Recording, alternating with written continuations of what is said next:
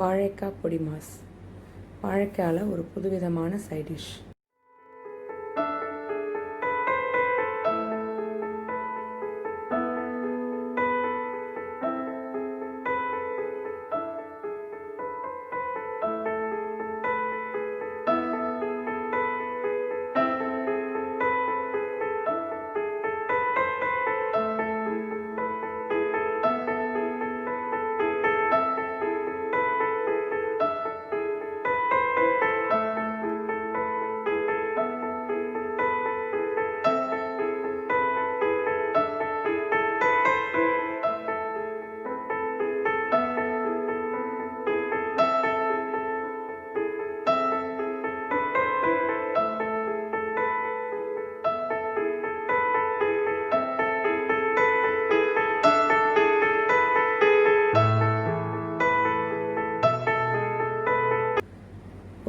இதை எப்படி செய்கிறதுன்னு இப்போ பார்க்கலாம். ஒரு 2 வாழைக்காவை இட்லி பானையில் போட்டு வேக வச்சுக்கணும்.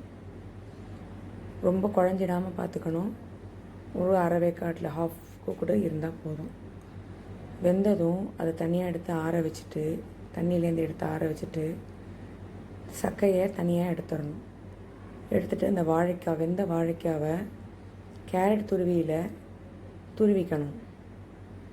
ஒரு வாணலில் எண்ணெய் ஊற்றி கடுகு, உளுத்தம்பருப்பு, காஞ்ச மிளகாவோ பச்சை மிளகாவோ, கருவேப்பிலை, பெருங்காயம் தாளித்து இந்த துருவி வச்ச வாழைக்காவை போட்டு நல்லா கிளறி எடுத்தால் சுவையான வாழைக்காய் பொடி மாஸ் ரெடி.